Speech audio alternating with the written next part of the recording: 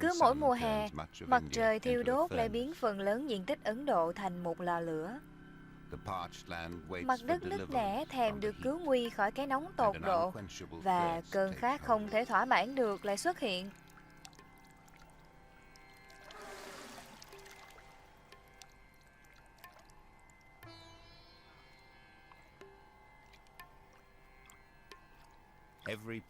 Mọi vũng nước đều quý giá, và vũng nước này chẳng bao lâu nữa cũng sẽ biến mất.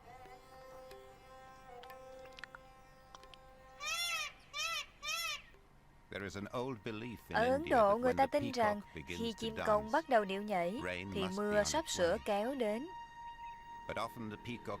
Nhưng những con công trống thường nhảy trong vô vọng, và nhiệt độ thì cứ tăng lên cao hơn. Tuy nhiên, nếu không có cái nóng thì cũng chẳng có mưa, vì khi những cột khí nóng bốc lên từ mặt đất sẽ mang theo gió mát từ biển thổi vào. Và những cơn gió này sẽ mang tới vị thần sự sống, đó chính là gió mùa. Gió mùa, vị thần sự sống của Ấn Độ.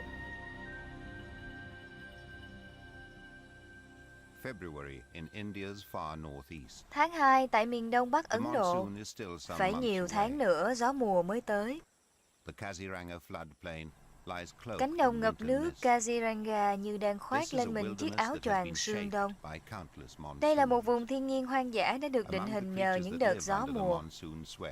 Trong số các loài sinh vật sống dưới tác động của gió mùa là hai trong số những loài quý hiếm nhất tại Ấn Độ.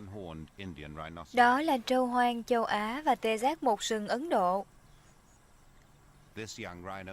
Còn tê giác con này mới chỉ vài ngày tuổi. Nó hoàn toàn phụ thuộc vào sự bảo vệ của mẹ, và con tê giác mẹ là một vệ sĩ dữ dằn. Không ai được phép lại gần con của nó, ngay cả một con tê giác khác.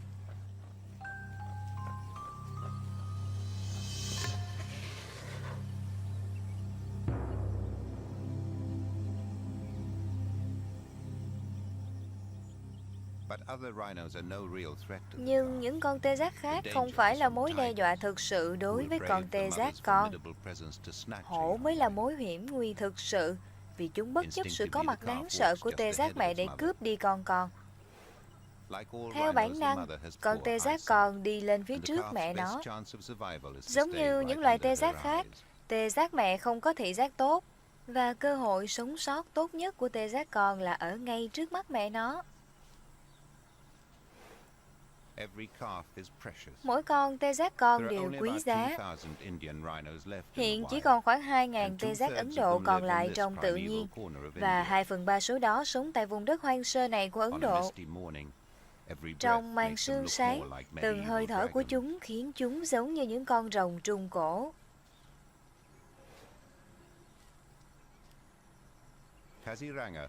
Kaziranga là một dải đầm lầy dài nằm xen giữa vùng đồi Mikir ở phía nam và con sông Brahmaputra ở phía bắc.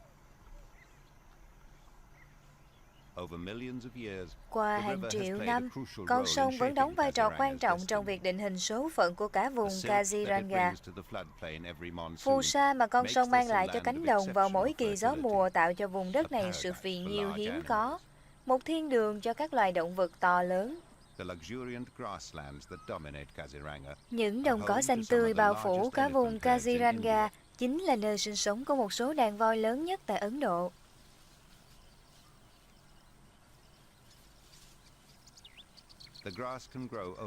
Cỏ có thể mọc cao trên 5 mét. Nơi đây tạo ra sự che chở cho tất cả các loài động vật và là nguồn thức ăn ổn định cho đàn voi.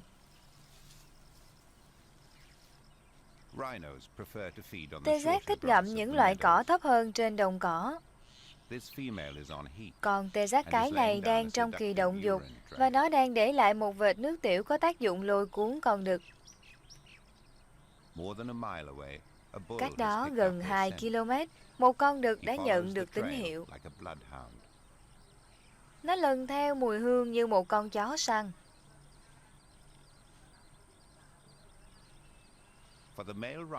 Đối với con tê giác đực, tìm kiếm con cái chỉ là công việc ban đầu. Tê giác cái thường sống đơn lẻ và nghi ngờ tất cả những con tê giác khác. Con đực thận trọng tiếp cận đối phương. Phản ứng ban đầu của con cái là đe dọa, nhưng sự hung hổ của nó là một phần trong nghi thức tán tỉnh.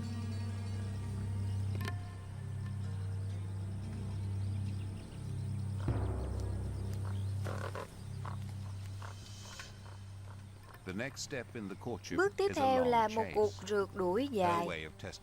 Đây là cách để nó thử thách dũng khí của con đực. Nó là kẻ quyết định nhịp độ, và con tê giác đực phải tuân theo.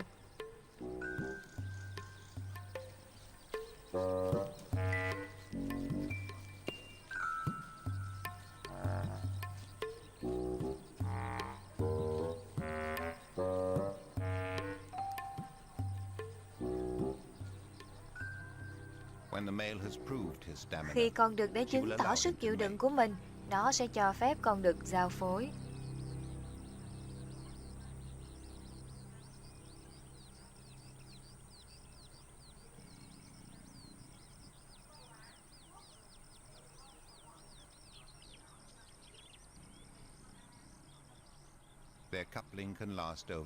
Quá trình giao phối có thể kéo dài vài giờ.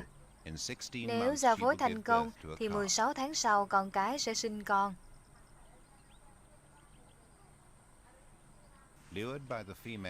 Bị lôi cuốn bởi vệt tín hiệu của con cái, một con tê giác đực khác xuất hiện. Con cái đã thấm mệt dưới sức nặng của con đực và nó đang cố đuổi con đực xuống. Nếu nó thành công, thì kẻ thứ ba này sẽ có cơ hội.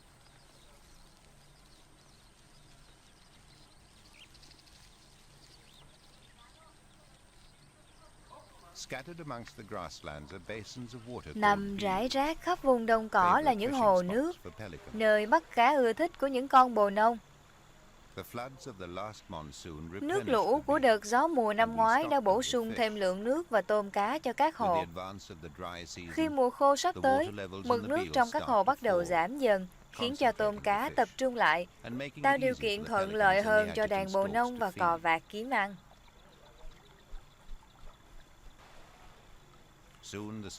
Chẳng bao lâu sau, lượng cá còn lại trong các hồ sẽ giảm và đàn chim lại phải chuyển đi.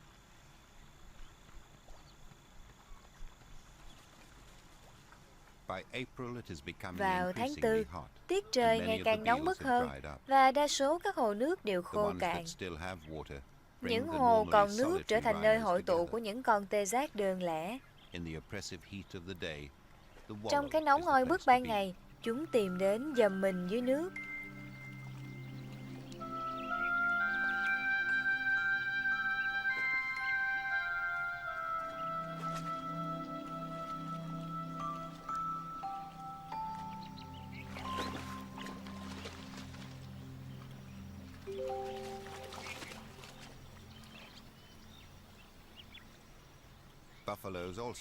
Trâu cũng thích đâm mình xuống nước để được mát mẻ. Bùn tạo cho chúng một lớp bảo vệ ngăn các loài côn trùng khó chịu. Trâu thường sống thành đàn và thích tụ tập cùng nhau, khác hẳn với loài tê giác. Khi một con tê giác con tò mò nhận nhầm mẹ nó, thì tính khí nóng nảy liền bộc phát.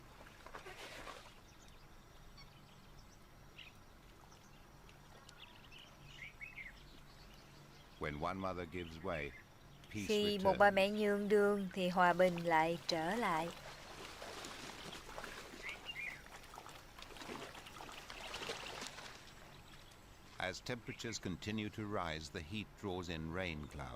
Khi nhiệt độ tiếp tục gia tăng, không khí nóng kéo những đám mây mưa về. Nhưng đám mây tiền gió mùa này thường không mang lại nhiều ngoài những cơn mưa phùn. Đó là thời gian dò đoán, một thời gian chờ đợi gió mùa tới. Gió mùa hè thường đến vào đầu tháng 6 và đi qua một tuyến đường đã được thiết lập trước. Gió mùa thổi tới Ấn Độ từ hai phía như hai cánh tay. Phía đông sẽ thổi vào từ vịnh Bengal, quét qua Kaziranga và vượt qua đó cho tới khi bị chặn lại bởi dãy Himalaya. Cánh tay phía tây tiến vào từ biển Ả Rập men theo mũi nam của Ấn Độ. Tại đó, nó bị chặn lại bởi rặng núi Gas phía Tây. Trên những vùng cao nhất của dãy núi này là nơi sinh sống của một loài dê hoang hiếm, loài dê Nilgiri Tal. Hầu hết thời gian trong năm, con cái và đàn con sống trong những đàn nhỏ tách biệt với con đực. Trong mùa khô, đàn dê liên tục di chuyển khắp các triền núi để tìm thức ăn.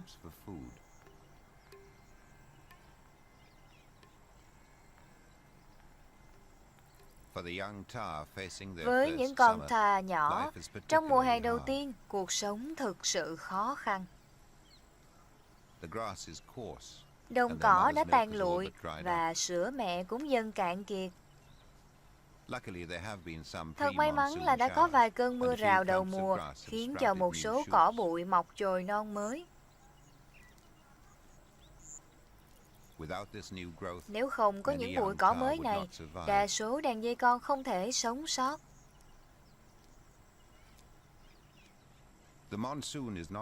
Gió mùa không còn xa nữa, nhưng bây giờ đám mây duy nhất phía đường chân trời lại là đám mây khói bốc lên từ vụ cháy trên cánh đồng phía dưới.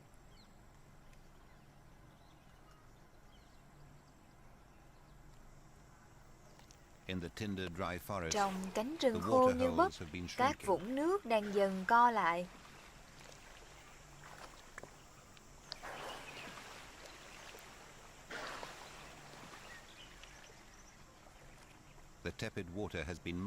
Những ao nước nhỏ đục ngầu do nhiều đàn voi đã đi qua, nên khó có thể uống được. Nhưng ít nhất loại nước này cũng giúp nó mát mẻ hơn.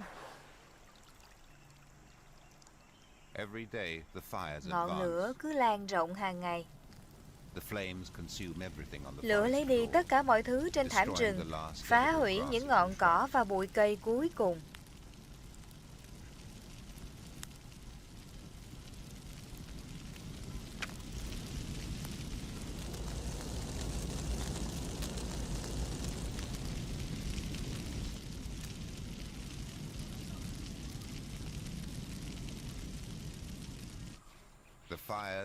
Lửa và sự khan hiếm thức ăn đã đẩy hầu hết đàn voi ra phía bìa rừng, nơi vẫn còn lại chút ít cỏ. Nhưng đối với loài vật ngốn tới 181 cân thức ăn mỗi ngày, thì lượng cỏ này còn quá ít ỏi.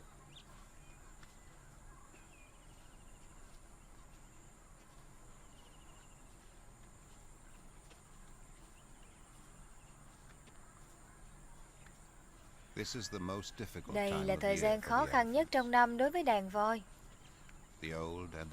Những con già và yếu sẽ không thể sống sót.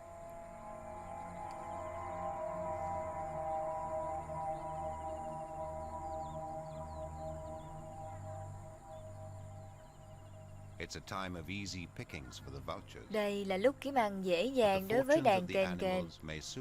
Nhưng vận mệnh của các loài động vật sắp được thay đổi. Hiện là đầu tháng 6 và những cơn gió mát đang thổi lên từ phía tây nam. Từ ngoài khơi biển Ả Rập, gió mùa đã đến miền nam Ấn Độ.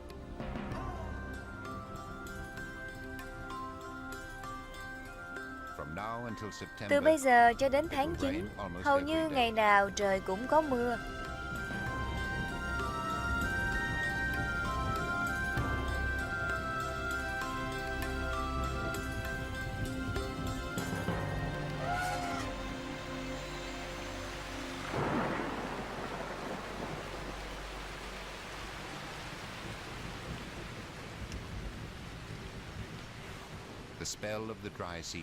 Sự ám ảnh của mùa khô đã được phá vỡ. Chẳng bao lâu nữa sẽ có vô số thức ăn và nước uống ở khắp mọi nơi, và đàn voi lại có thể trở lại rừng.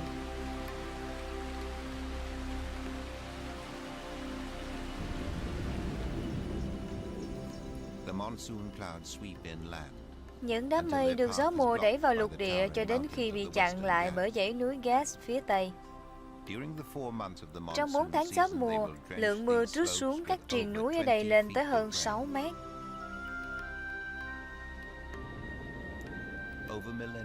Qua hàng thiên niên kỷ, lượng mưa lớn này đã tạo ra một cánh rừng mưa xanh ngát.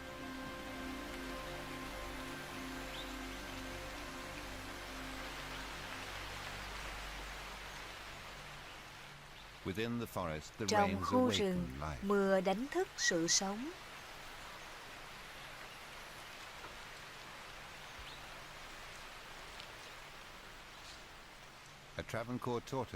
Loài rùa đất Travancore đang trồi lên từ nơi trú ẩn trong mùa khô dưới đám lá khô.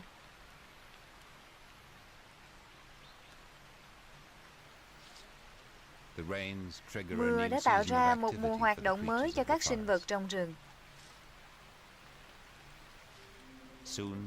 Chẳng bao lâu nữa sẽ có đầy nước ở khắp nơi cho cóc đẻ trứng. Một con ốc sên khổng lồ đang ăn lớp rêu vừa nhú lên sau một đêm mưa.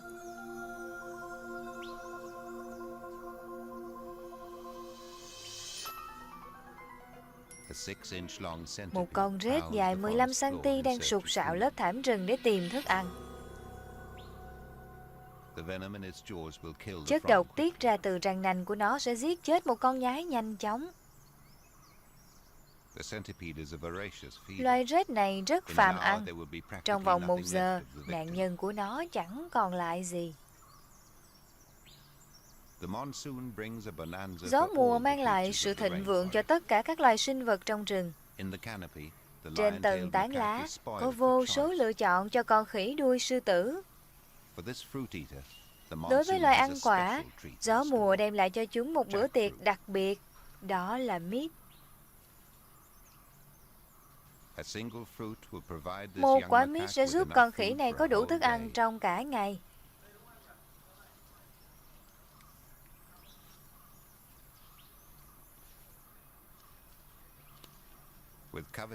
Với loại thức ăn ngon như thế này, tốt hơn hết là lấy và chạy đi. Con đực nổi trội trong đàn vừa thức dậy sau giấc ngủ trưa. Nó chẳng phải lo việc hái trộm quả. Con khỉ mới lớn phải ăn thật nhanh. Hành động ăn vội vã của nó lại là của trời cho đối với con rùa đất Travancore.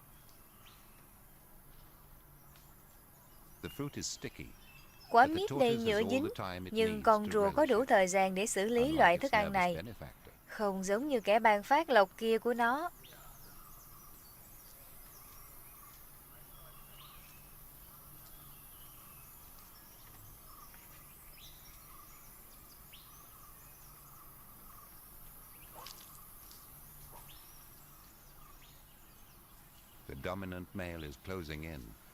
Con đực trội hơn đang tiến lại. Con khỉ mới lớn phải tìm đường chạy trốn.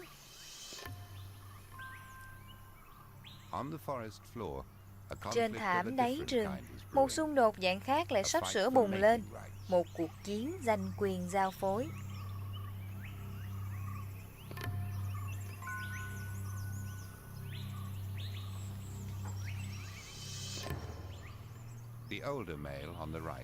Con già hơn ở bên phải đã xâm phạm vào lãnh thổ của con trẻ hơn và đang gặp sự phản kháng quyết liệt.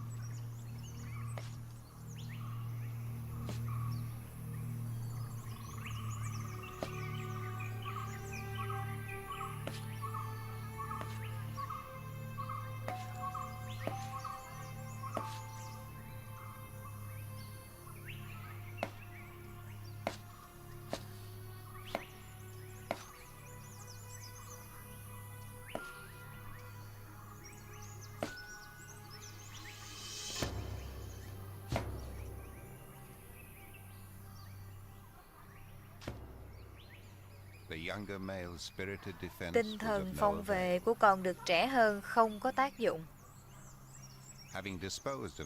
Sau khi đã loại bỏ đối thủ của mình, kẻ chiến thắng tiến lại tán tỉnh.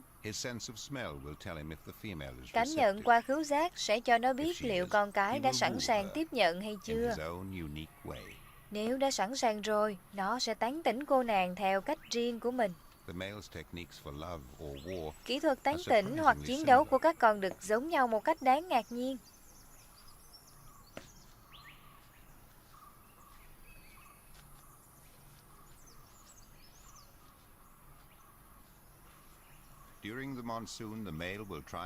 Trong kỳ gió mùa, con đực sẽ cố gắng giao phối với càng nhiều con cái càng tốt.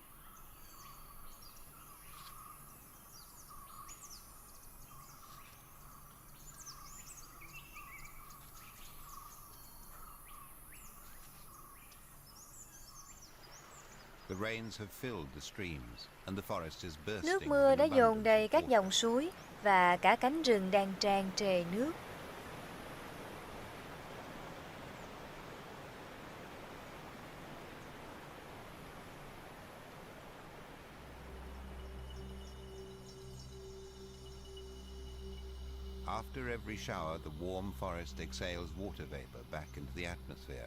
Sau mỗi cơn mưa rào, khu rừng ấm lại tỏa hơi nước trở lại bầu khí quyển, bổ sung cho lượng nước rơi xuống vùng núi mà loài dê Thar đang sinh sống.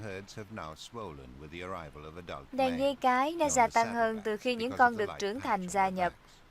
Những con dê đực còn được gọi là dê lưng ngựa do có vết lông sáng màu trên lưng.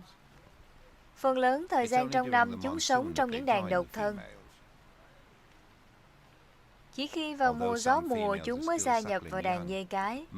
Mặc dù một số con dê cái vẫn đang trong thời kỳ nuôi con, nhưng hầu hết sẽ sớm sẵn sàng giao phối.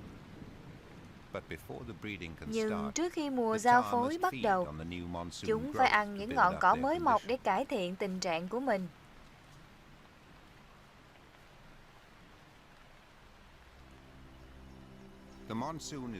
Gió mùa hiện đã nổi lên dọc theo bờ biển phía tây miền Nam Ấn Độ.